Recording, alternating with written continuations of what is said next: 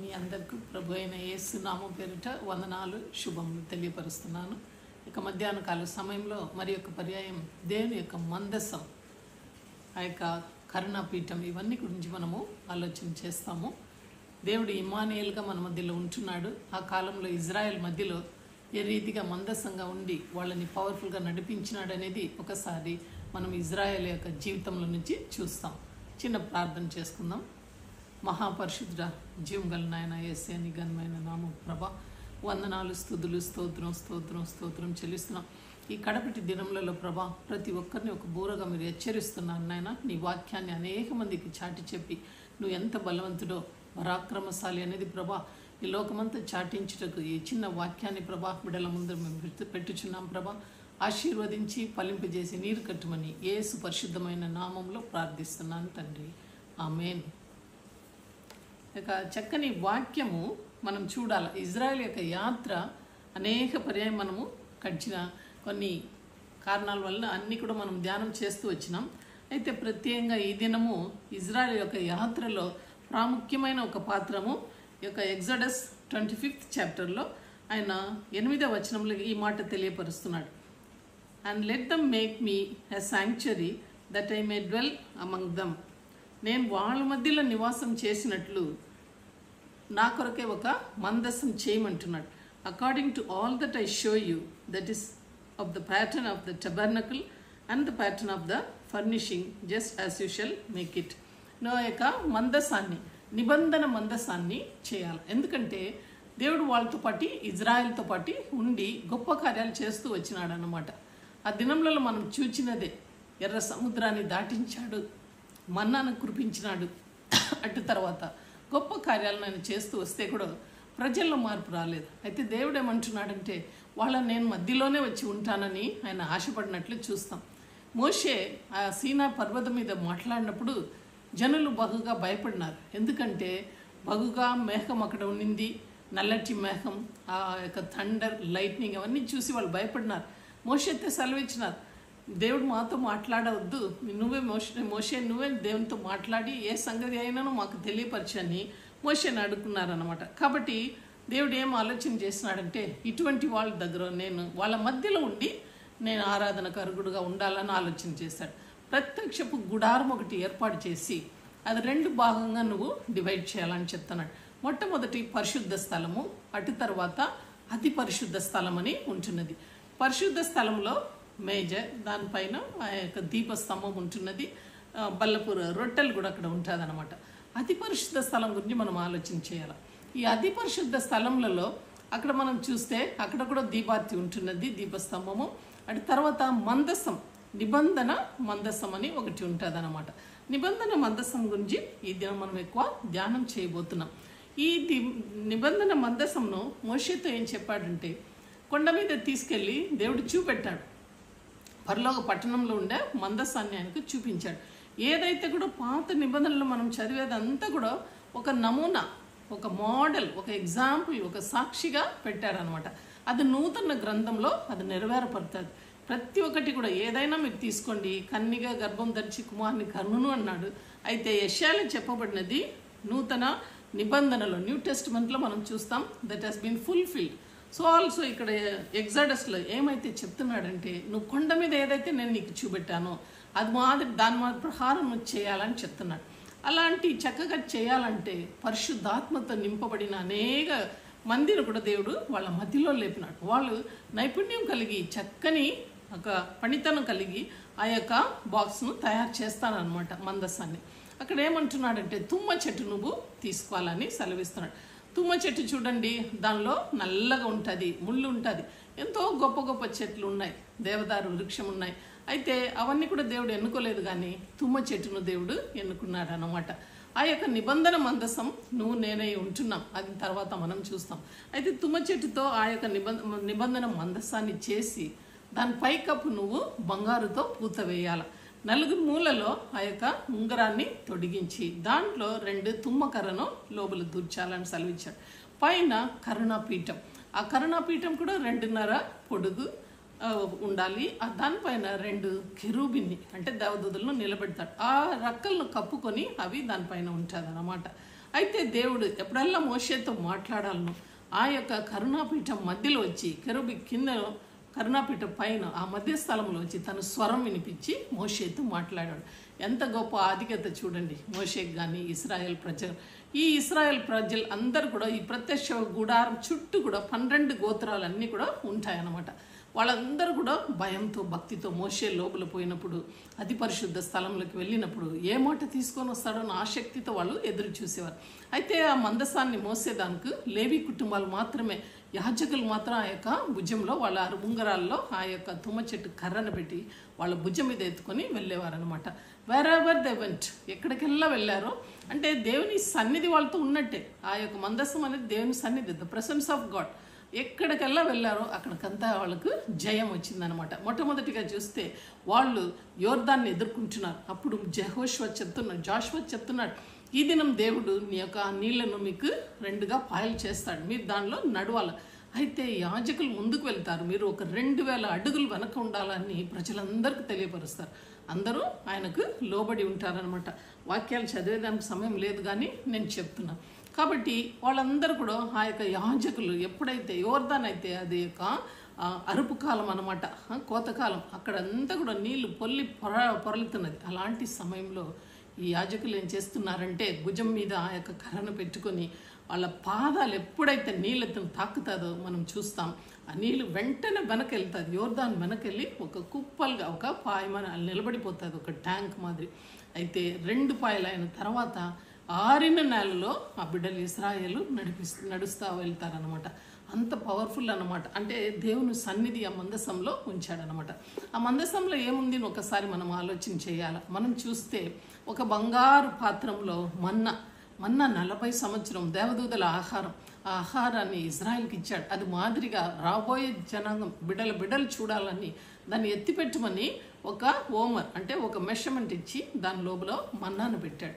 ఇంకా చిగురించే అహరోను కర్రను అక్కడ పెట్టినట్లు మనం చూస్తాం. అంటే అందరూ యాజకత్వం ఎందుకు అహరోన్కి ఇవ్వాలనేటప్పుడు దేవుడు ఏమంటున్నాడంటే, నువ్వు ఒకరోజు ఈ కర్రలు 12 ఈ యొక్క ట్రైబ్స్ అందరి దగ్గర తీసుకొని యాజకునిగా అయితే అహరోన్ కూడా ఒక కర్ర ఇచ్చి దాన్ని నిలబెట్టు అని చెప్పినప్పుడు ఓవర్ నైట్ ఏమవుతుందంటే అన్ని కర్రలు అలాగనే ఉంది. అయితే యాజకుడైన అహరోన్ కర్ర మాత్రం చిగురించి పూలు విప్పి పండ్లు కాసి అది చక్కగా కనబడుతుంది. కాబట్టి ఆ కర్రను ఆ మందసంలో ఉంచాలి. ఎప్పటికీ నిరంతరమైన యాజకత్వం అహరోన్కి ఇవ్వబడింది అనమాట. గట్టి తర్వాత 2 tablets what Moses brought from Sinai, ఆ యొక్క కొండలో దేవుని చేత రాయబడిన ఆ యొక్క పలకలను మోషే దేవుడు ఆజ్ఞయిస్తాను, అది కూడా అందులో పెట్టు. ఇవన్నీ కూడా ఎలాగా తన బిడ్డలను నడిపించాడనే దానికి ఒక మాదిరిగా రాబోయే తరంలో ఉన్న వాళ్ళందరూ కూడా దీన్ని చూసి నేర్చుకోవాలని దాచి ఉంచాడు. కాబట్టి మనం ఇక్కడ చూస్తాం, యోర్దాన్ని దాటేటప్పుడు మందసం ముందు వెళ్తుంది. అయితే యాజకులు అందరూ దాటేంత వరకు అక్కడ నిలబడ్డారనమాట. అంటే ఎంతో గొప్ప కార్యం. ఇంకా రెండవదిగా మనం చూస్తే ఈ మందసం ఎరికో పట్టణానికి వస్తుంది. ఎరికో పట్టణానికి వచ్చినప్పుడు కూడా అనేక మంది, ఒక 7 మంది యాజకుల ముందు బూరవుదుకొని వెళ్తారనమాట. మందసం మధ్యలో నిలబడుతుంది. అటు తర్వాత ఇశ్రాయేల్ జనాంగం వాళ్ళు అలా వెళ్ళేటప్పుడు 7 మార్లు వెళ్తున్నాడు. మందసం వాళ్ళతో ఉంటున్నది. 7వ రోజు 7 మార్లు తిరిగిన తర్వాత ఎరికో గోడలు కూలిపోయినట్లు మనం బైబిల్ గ్రంథంలో చూస్తాం.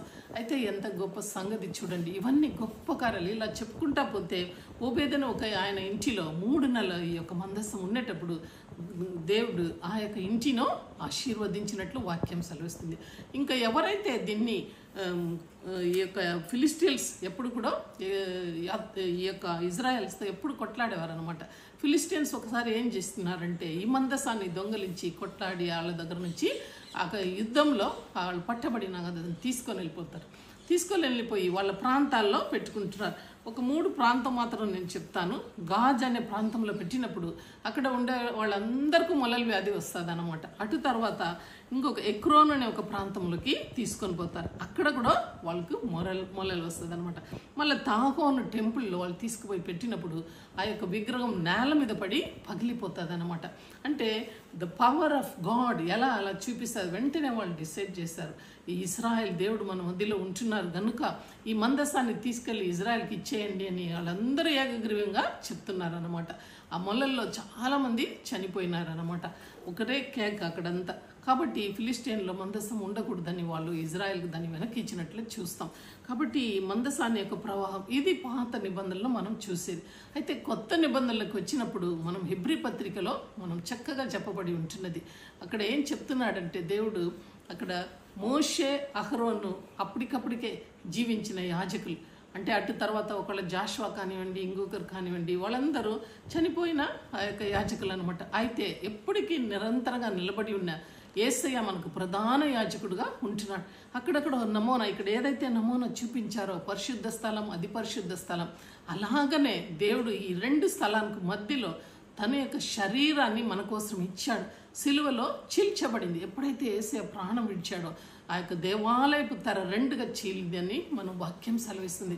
అంటే ఏమర్థం అంటే పాత నిబంధనలో యాజకుడు వెళ్ళి తన పాపం కోసం రక్తం తీసుకొని ఆయన యొక్క రక్తాన్ని తన మీద ఆయన పూసుకుంటాడనమాట. అటు తర్వాత అది ప్రధానమైన పరిశుద్ధ స్థలంకి వెళ్ళి ప్రజలందరి కోసం కూడా ఆయన పాప పరిహారం చేసి మళ్ళీ తిరిగి బయటికి వస్తాడు.